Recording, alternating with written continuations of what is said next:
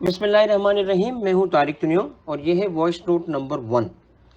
आईकेप ने मार्च 21 में question 7 part A में दो टैक्सेस पूछे, एक एक्स्ट्रा टैक्स और दूसरा कैपेसिटी टैक्स, और इस पे 5 नंबर का सवाल बनाया है।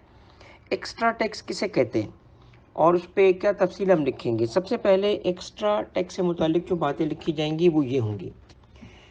एक्स्ट्रा टैक्स चार्ज किया गया है इस तरीके से कि चार्जिंग सेक्शन या स्कोप ऑफ टैक्स का सेक्शन 3 इसको लगाने की, इम्पोज करने की पावर देता है फेडरल गवर्नमेंट को। और पहला पॉइंट ये होगा कि ये टैक्स फेडरल गवर्नमेंट चार्ज कर सकती है। पहला पॉइंट होगा फेडरल गवर्नमेंट का जिक्र। उसके बाद दूसरा जिक्र ये होगा कि जो नॉर्मल टैक्स होता है, यानी कि जैसे हम वैल्यू ऑफ टैक्सेबल सप्लाई का 17% या जिस तरीके से हम रिटेल का थर्ड शेड्यूल गुड्स की सूरत में रिटेल प्राइस का 17% लेते हैं, तो उस टैक्स के अलावा यानी जो नॉर्मल सेल्स टैक्स है उसके अलावा ओवर एंड अबव है ये। तीसरा पॉइंट ये होगा कि ये 17% of the value of goods exceed नहीं कर सकता, विच मीन्स कि फेडरल गवर्नमेंट को इजाज़त दी गई है कि ये टैक्स लगाए in addition to the normal sales tax. और फेडरल गवर्नमेंट में एक लिमिटेशन है कि ये इसको किसी भी सूरत में वैल्यू ऑफ गुड्स की 17% से ऊपर नहीं चार्ज कर सकते, विच मीन्स कि वो 17 से कम होगा, चाहे 1%, 2%, 10% हो, बट 17% से ऊपर नहीं होगा। फिर इसके बाद जो बाकी डिटेल्स होती हैं, जैसे गुड्स कौन सी होंगी, गुड्स या क्लास ऑफ गुड्स, पर्सनस कौन से होंगे, पर्सन या क्लास ऑफ पर्सनस, या इसके अलावा इस टैक्स का मोड, मैनर और टाइम, और क्या इस पर कोई कंडीशंस, लिमिटेशंस होंगी, ये सब फेडरल गवर्नमेंट तय करेगी रूल्स बना के। ठीक है। आखिरी पॉइंट इसका ये है कि जो सेक्शन, ये जो तफसील मैंने आपको बताई है, ये सेक्शन 3 सब सेक्शन 5 है। और इसकी एक डिटेल जो है सेक्शन 8 में भी मौजूद है कि जो बायर ऐसी गुड्स परचेज करेगा जो सब्जेक्ट टू एक्स्ट्रा टैक्स होंगी, तो ऐसे केस में उसे इस एक्स्ट्रा टैक्स का इनपुट टैक्स अलाउबल नहीं है, ये एडमिसिबल इनपुट टैक्स नहीं है। अब हम आते हैं दूसरे पार्ट की तरफ। इसमें हमसे पूछा गया था कैपेसिटी टैक्स। कैपेसिटी टैक्स को पहले समझो किसे कहते हैं। कैपेसिटी टैक्स बेसिकली प्रोडक्शन की कैपेसिटी को टैक्स किया जाता है।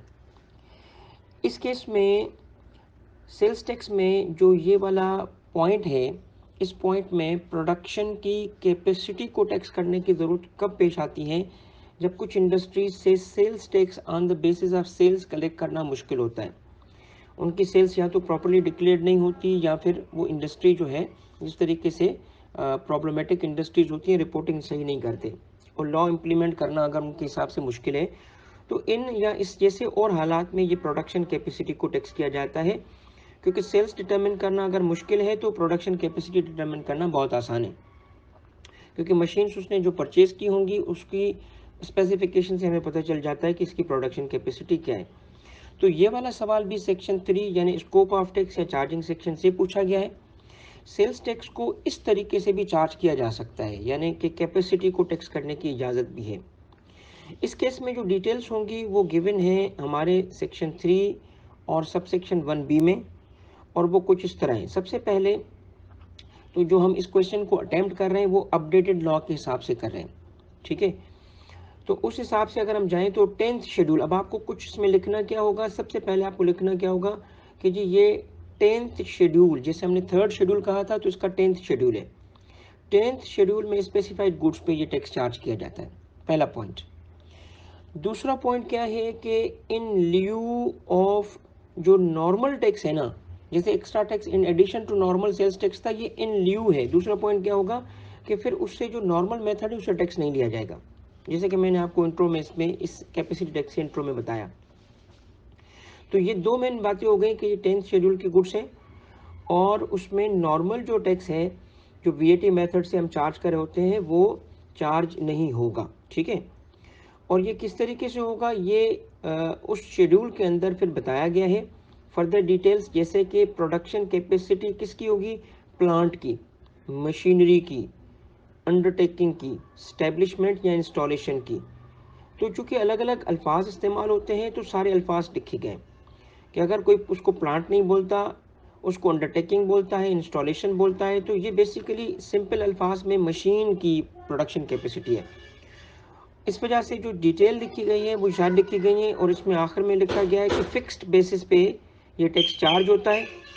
और ये जो डिटेल्स जब हम लिखेंगे तो fixed basis from any person जो कि इस पोजीशन पे होगा कि ये टैक्स को कलेक्ट करेगा, विच मीन्स कि वो बंदा जो कि इसकी प्रोडक्शन कैपेसिटी का जिम्मेदार होगा।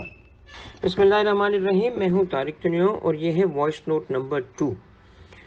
ICAP ने सितंबर 22 में एक सवाल पूछा जिसमें 5 नंबर का सवाल है और कहा गया है कि रिटेलर के बारे में briefly discuss the chargeability of sales tax, और स्पेसिफिकली कहा गया है कि सेल्स टैक्स एक्ट 1990 और रूल्स मेड देयर अंडर, उसके तहत हमने ये रिटेलर की टैक्सेशन डिस्कस करनी है। इसके जवाब में हम लिखेंगे कुछ ये बातें। सबसे पहले तो रिटेलर 2 किस्म के हैं।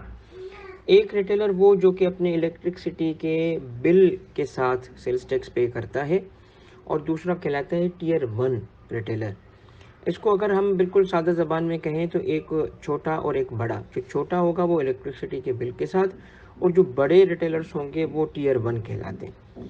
इसमें चूंकि हमसे सिर्फ क्या पूछा गया है, हमने डिस्कस दी चार्जेबिलिटी कहा गया, चार्जेबिलिटी ऑफ सेल्स टैक्स। तो हम इसमें डेफिनेशन नहीं देंगे, ना रिटेलर की देंगे ना टीयर 1 रिटेलर की डेफिनेशन देंगे, हम सिर्फ चार्जेबिलिटी बताएंगे। चार्जेबिलिटी सबसे पहले जो नॉर्मल इलेक्ट्रिसिटी के साथ जो बिल पे करता है उसकी। अच्छा, इसमें पहला पॉइंट ये है कि ये मंथली बिल के साथ सेल्स टैक्स पे करते हैं, मंथली बिल के साथ, ठीक है। अच्छा, और कुछ थोड़े इसके रेट्स हैं, आसान से हैं, वो भी याद कर लो। सबसे पहले रेट इसका होता है पर मंथ 3000 रुपये, 30,000। अगर इलेक्ट्रिसिटी का जो बिल है मंथ का 30,000 से एक्सीडिंग नहीं होगा, यानी 30,000 या उससे कम होगा, तो 3,000 रुपये पर मंथ ये टैक्स देना पड़ता है, फिक्स्ड अमाउंट। अच्छा, अगर 30,000 से बिजली का बिल बढ़ जाए और 50,000 से कम हो तो फिर 5,000, और अगर 50,000 से पर मंथ बिजली का बिल बढ़ जाता है तो फिर 10,000। तो 3,000 पर मंथ, 5,000 पर मंथ या 10,000 पर मंथ, डिपेंड करता है बिजली का बिल कितना है, ठीक है। ये इसके चार्जेबिलिटी का तरीक़ेकार है। Fixed amount of tax charge किया जाता है इससे।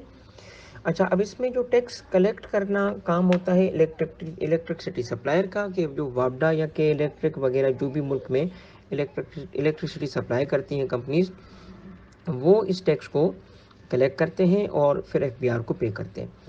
इसमें एक पॉइंट और है कि अगर वो टैक्स पेयर, वो जो रिटेलर है, अगर वो ATL पे नहीं है, ATL कहते हैं एक्टिव टैक्स पेयर लिस्ट को, और इसमें वो बंदे आते हैं जो रिटर्न फाइल करते हैं, नॉन फाइलर ATL पे नहीं होते। तो जो ATL पे नहीं है रिटेलर, तो ऐसे रिटेलर का जो ऊपर बताया गया टैक्स था 3,000, 5,000 या 10,000, ये 100% से इंक्रीज हो जाएगा, डबल हो जाएगा, यानी 6,000, 10,000 और 20,000 हो जाएगा।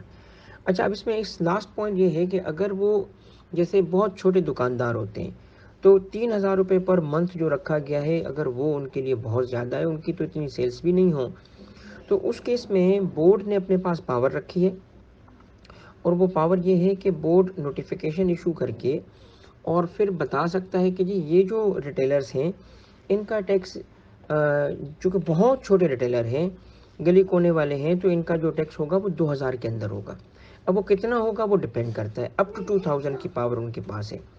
तो जो बुनियादी बातें रिकैप करता हूँ रिटेलर की, जब वो टाइप 1 का रिटेलर होगा, टाइप 1 का मेरा मतलब है छोटा रिटेलर होगा कि इलेक्ट्रिसिटी के बिल के साथ मंथली बेसिस पे ये टैक्स पे करता है, और 30,000 रुपये के अंदर अगर बिल है तो 3,000, 30,000 से ऊपर मगर 30,000 से ऊपर और 50,000 से कम बिजली का बिल है तो 5,000, और 50 से अगर बिजली का बिल एक्सीड कर जाए तो 10,000 रुपये ये टैक्स देना पड़ता है।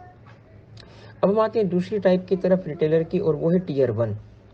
टीयर 1 की टैक्स स्टेटमेंट इस तरह है, दो तरीके से होगी। एक तो टीयर 1 अगर उन गुड्स में डील करता है जो 3rd शेड्यूल में है, तो फिर उसे कुछ भी नहीं करना, क्योंकि उस केस में मैन्युफैक्चरर या इंपोर्टर सारा टैक्स दे चुका है। सिर्फ वो डिस्ट्रीब्यूटर को जितना टैक्स दे रहा होगा वो आगे रिकवर कर लेगा, मगर गवर्नमेंट से इसका वास्ता नहीं पड़ेगा with respect to supplies of 3rd schedule goods.